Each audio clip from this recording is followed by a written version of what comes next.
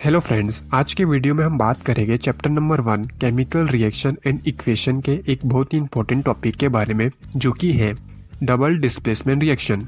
What is double displacement reaction? Double displacement reaction क्या होता है? तो चलिए शुरू करते हैं इस कॉन्सेप्ट को। तो आज हम ये रिएक्शन को एक 7 इंपॉर्टेंट की पॉइंट जो आप बोल सकते हो उससे समझेंगे। सबसे पहला जो पॉइंट है वो है definition. A double displacement reaction, also known as double replacement reaction, is a type of a chemical reaction that involves the exchange of ion between the two different compounds. In this reaction, the cation and anion from the reactant swap position to form the two new compound as a product. और general equation जो होती है वो AB plus CD tends to ED plus CB means यहाँ पर क्या होगा, ion का एक्सचेंज होगा between the two different compound.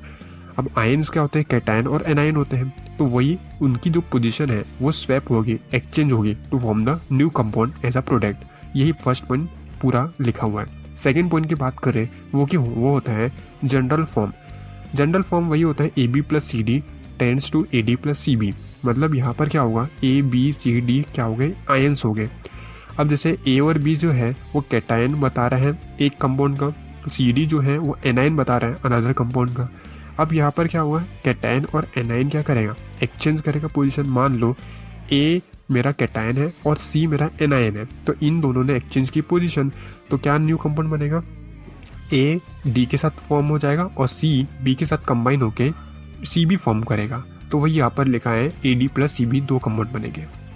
तीसरी पॉइंट की बात करें वो होता है की फीचर्स। की फीचर क्या बोलता है, first they involve two reactant and two product formation होगा। मतलब कि यहाँ पर दो रिएक्टेंट होंगे और दो प्रोडक्ट फॉर्म होंगे। और यही अपोजिट है डिस्प्लेसमेंट रिएक्शन का, जहाँ पर एक रिएक्टेंट होता है और एक प्रोडक्ट बनता है। सेकेंड, डबल डिस्प्लेसमेंट रिएक्शन हमेशा क्या होता है, ऑक्यूर होता है एक्वस सॉल्यूशन में, where the compound are dissolve in water. मतलब एक्वस सॉल्यूशन जहाँ पर कंपाउंड वाटर में डिसॉल्व होते हैं। चौथा पॉइंट की बात करें, एग्जांपल है जो कि आपने दिख रहा है सामने, NaCl AgNO3 जब रिएक्ट हो गए तो NaNO3 के साथ कंबाइन हो गया और AgCl के साथ कंबाइन हो गया। तो वही यहाँ पर शो किया है कि Na और Ag जो आयंस है उन्होंने अपनी पोजीशन एक्सचेंज कर दी और एक न्यू कंपाउंड फॉर्म किया। फिफ्थ इंपॉर्टेंट पॉइंट की बात करें वो है ऑक्यूरेंस। ऑक्यूरेंस मतलब कि कैसे ऑक्यूर होता है।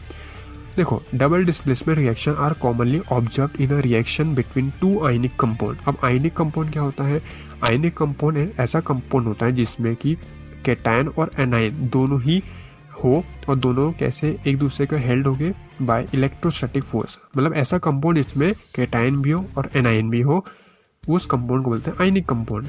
अब जब दो आयनिक कंपाउंड को हम एक्वस सॉल्यूशन में मिक्स करेंगे तो आयंस फ्रॉम ईच कंपाउंड वही एक्सचेंज करेंगे पोजीशन को और फिर से न्यू कंपाउंड का फॉर्मेशन करेंगे। तो ये फिफ्थ पॉइंट बताया। सिक्स पॉइंट की बात करें वो होता है प्रेसिपिटेशन रिएक्शन। प्रेसिपिटेशन रिएक्शन क्या होता है कि जब one of the significant outcomes of a double displacement reaction is the formation of a precipitate. A precipitate is an insoluble solute that forms when a certain ion combine in a solution. When the product formed in the double displacement reaction is insoluble, it separates from the solution and appear as a solid precipitate. मतलब कि जब दो compound product में form हो, soluble है in solution है, तो वो सेपरेट आउट हो जाएगा फ्रॉम द सॉल्यूशन से और appear as a solid precipitate. तो ये बता रहे हैं कि अगर प्रोडक्ट में दो कंपाउंड फॉर्म हुए हैं, उसमें से कोई अगर एक इनसॉल्युबल है सॉल्यूशन में, देखिए, तो वो सेपरेट आउट हो जाएगा सॉल्यूशन से और appear as a solid precipitate. तो वही है कि प्रेसिपिटेट का फॉर्मेशन यहाँ पर होता है। ये 6 पॉइंट बता रहा है। 7 पॉइंट की बात करें वो होता है gas formation and water formation. मतलब कि अगर कोई भी एनायन और कैटायन सर्टेन कंबाइन होते हैं तो गैस निकलती है, उन्हें पता है, जो कि स्केप हो जाती है सॉल्यूशन से। और वाटर का फॉर्मेशन होता है जब एसिड और बेस रिएक्ट होते हैं तो रिजल्ट वाटर का फॉर्मेशन होता है। तो वही लिखा है कि वाटर फॉर्मेशन भी होता है। तो आई होप यू अंडरस्टैंड।